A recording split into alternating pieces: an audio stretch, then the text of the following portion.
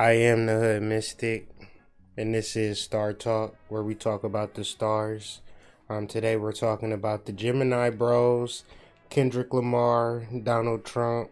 2017 was their year, and now they finally meet January 8th, 2018 at the National College Championship. Today I'm just going to discuss the astrology, the social impact, the political impact, and also the spiritual impact, if any. So we have on the left hand side our 45th president, Mr. Donald Trump, born June 14th, 1946, a Gemini. His star name is Pollux. And on the right hand side, we have Kendrick Lamar, rapper, born June 17th, 1987. He's also a Gemini, born 3 days after, well, not literally, but he's representing Castor,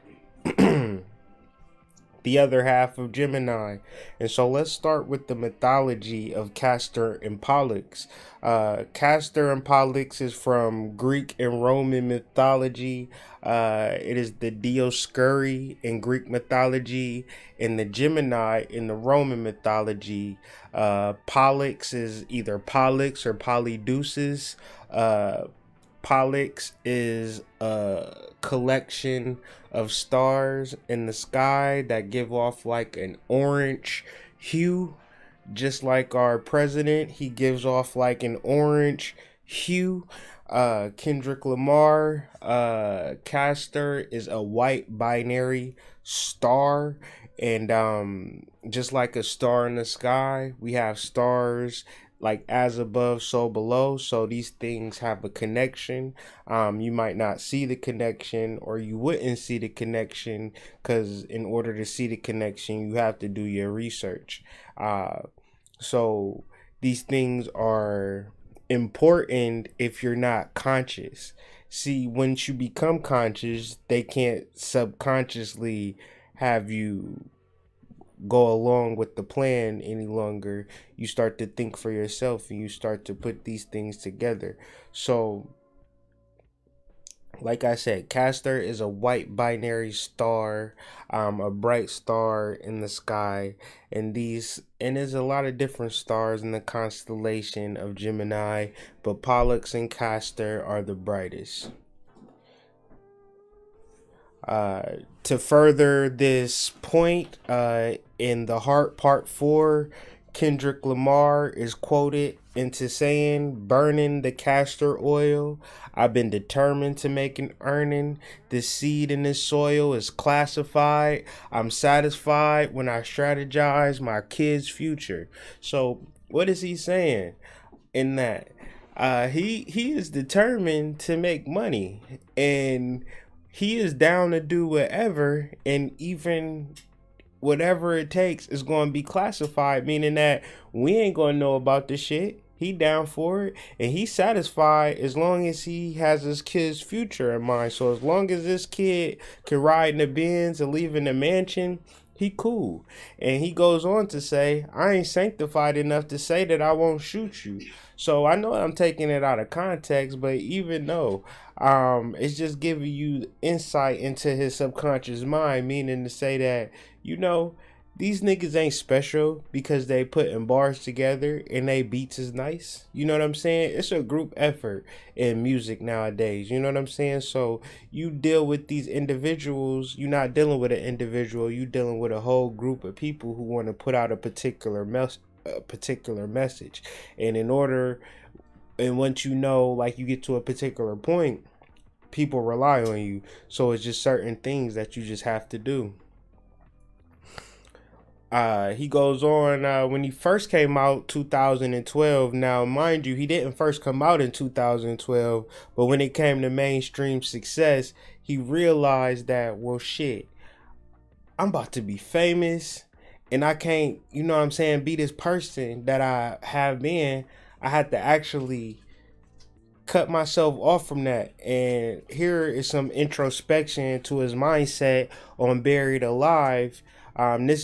This is not his album, but he had his own little solo thing on here, like "Look World, I'm Here," and he was brought out by Drake, and he goes on to say, "Looking in the mirror, I'm embarrassed, and I'm feeling like a suicidal terrorist." Like, it's multi layers, and what they say about Kendrick Lamar's raps is like you could go back years back, and then it'll still be poignant, or it'll be something that I miss. You know what I'm saying?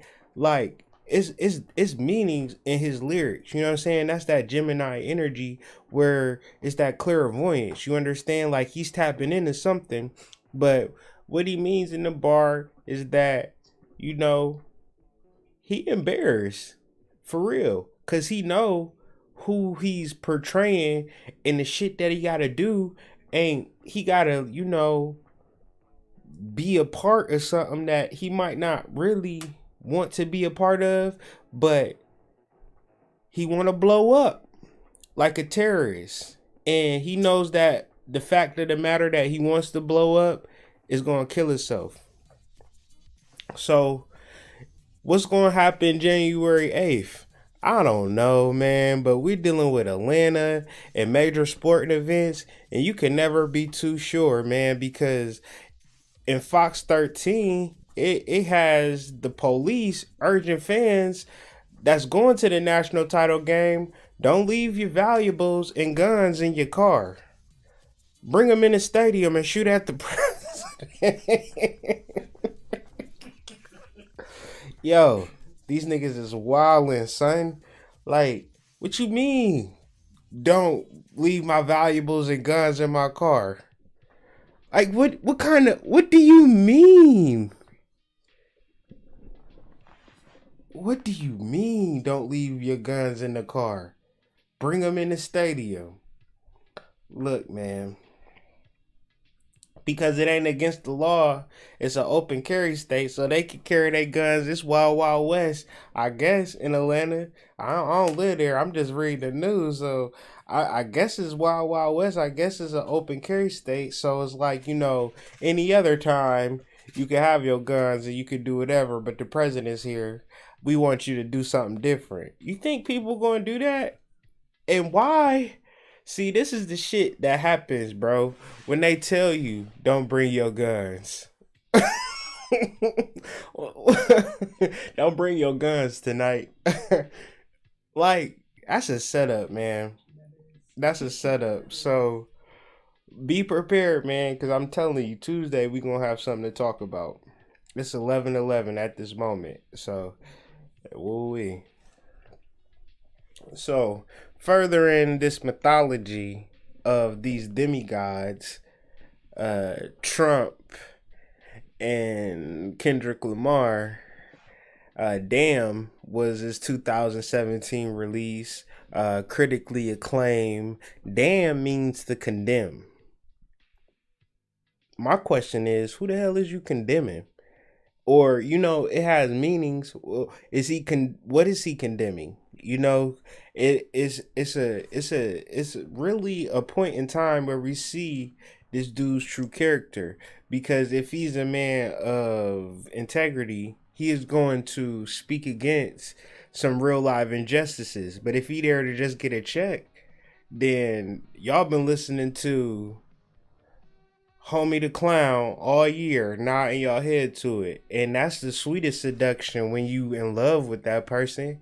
That's when they get you the worst. When you have some particular love and feeling towards them. Cause then you susceptible for their attack. So stay woke, stay vigilant. When Lamar spoke about Trump, because you don't hear Kendrick Lamar really saying too much directly about Trump, as not like, an Eminem who, did a whole spill about Trump. And everybody and their mama kind of bashed Trump. So it would make sense for Kendrick Lamar to say, it's like beating a dead horse. We already know what it is. Wait a second, bro. Like, I study. So if you're going to use the word horse, you read the Bible too. Because You the nigga who got a song called Cushion Corinthians, Kendrick Lamar. So I know you read the Bible. So if you go and say shit like it's like beating a dead horse, we already know what it is. No, we don't know what it is. Why don't you say anything about Trump? Because y'all twins, because y'all brothers. And I know I sound crazy saying that, but the Romans considered Castor and Pollux the patron gods of horses. So if it's like beating a dead horse, who would know who that would have to be a code between Kendrick Lamar and Donald Trump. Cause if we know what it is, who is we and what do we know? You know what I'm saying? We don't know shit until you tell us. How do you feel about Trump, Kendrick Lamar? We know what it is? No. So presidents and sporting events is not something that has been happening for centuries.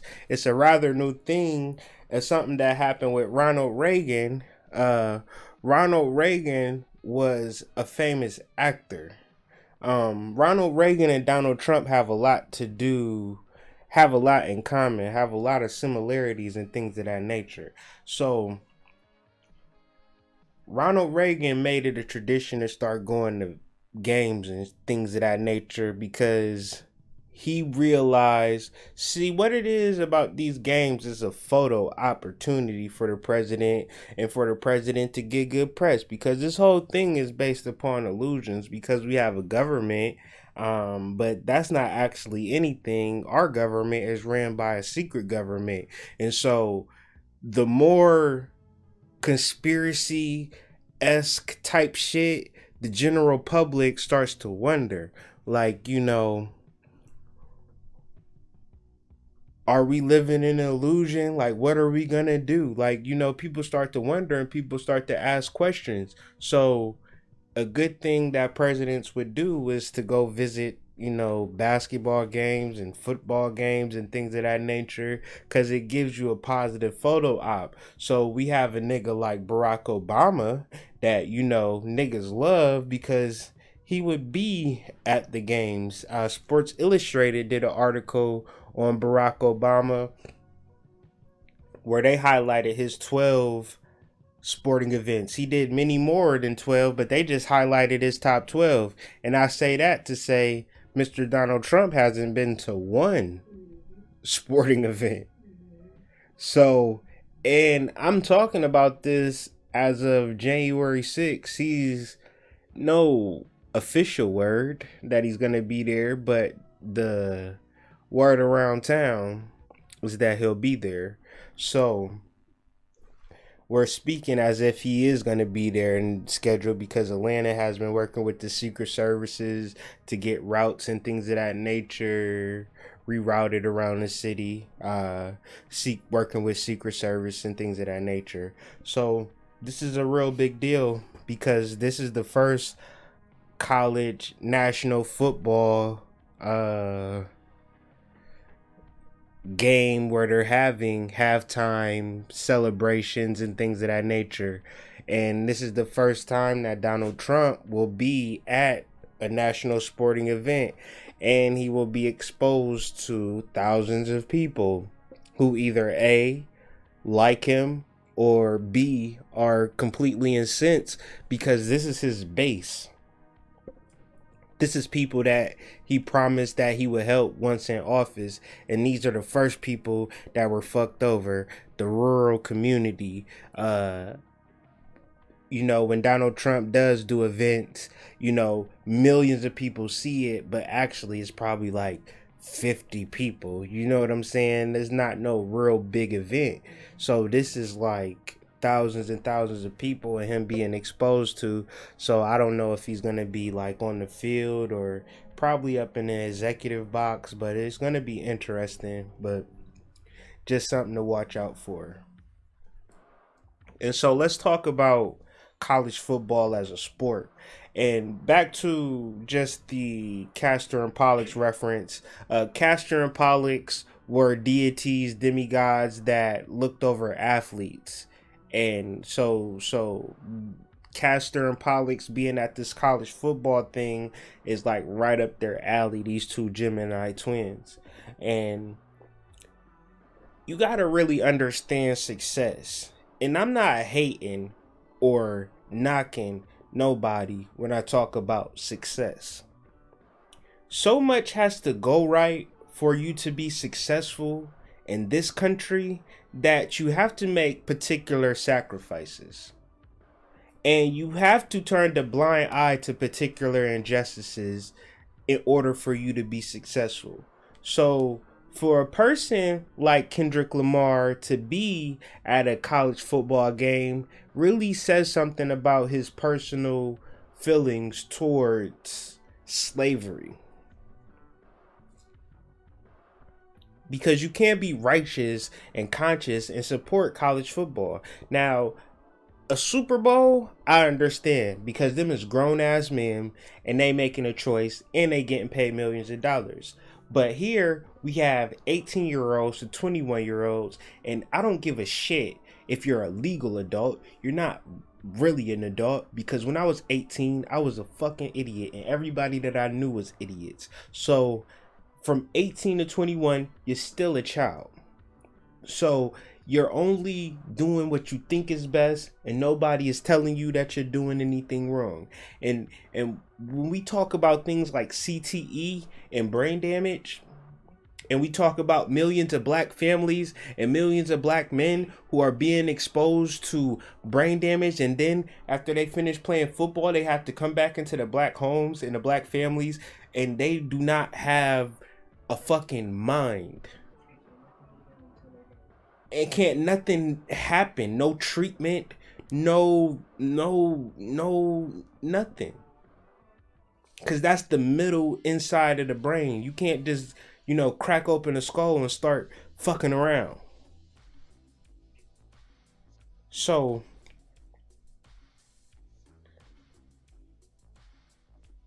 you have these institutions and colleges making billions of dollars off the blood, sweat, and tears of these young men. And not even black men. I'm black men, white men. It doesn't even matter. I'm just saying this institution of college football is the biggest slavery that is just put out in front of the American population for consumption. People will buy. We was driving through Alabama. Everything was Alabama, like the college football team. So all of that memorabilia and Crimson Tide, I can't just say, okay, I'm gonna sell Crimson Tide banners. No, it has to be licensed by the institution. Anybody making real money off college has to be licensed by the institution. And what that is being said is that they are eating hand over fist off of exploiting these young boys' bodies. And I'm not saying that they shouldn't play football. I'm not saying anything wrong. The only thing that I'm saying wrong is that you motherfucking institutions need to pay these young boys playing this game. Whether it be football, basketball, or hockey, badminton. You need to start paying these kids if they bring in attention and notoriety to the institution, because y'all making millions of dollars and y'all not paying these young boys shit. So I have a point to saying this. I'm not just rambling and trying to be long-winded. But let's get to the astrology of it all. Why I feel this way. The sun is conjunct Pluto and Venus and Capricorn. Capricorn is a particular goal, a particular vision, a particular idea that you're willing to work hard towards. And whether you're willing to work hard towards or not will make or break how Capricorn works out. So if you know any Capricorns, they have an idea about what they want to do. Whether they do it or not, they'll still talk to you about what they want to do or what they gonna do or what they trying to do. Because we talking about niggas, it might not be fully realized or fully understood, but in their mind, they know what they want. And so you may not agree with it or what have you, but so The sun is conjunct Venus, meaning that the sun, it accentuates or illuminates a particular energy.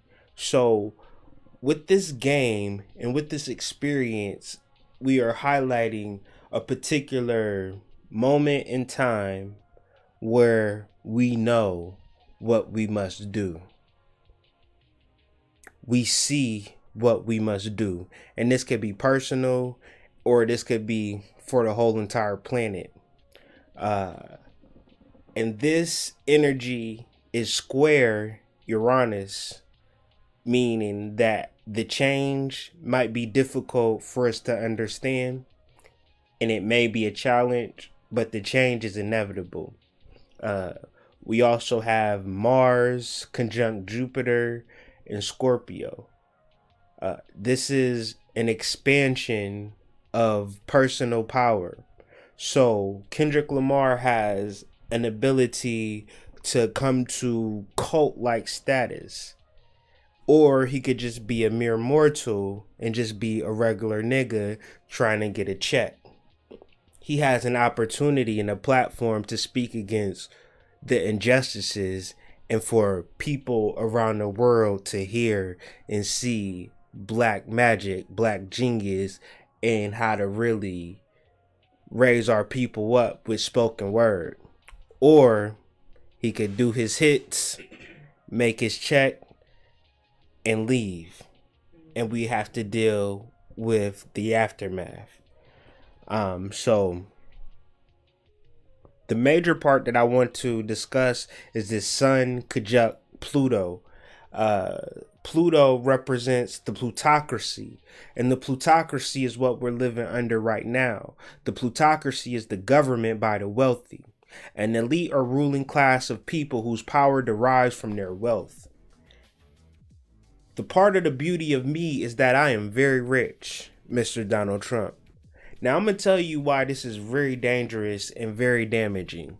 Because he didn't say the part of the beauty of me is that I work very hard. The part of me is that I'm intelligent.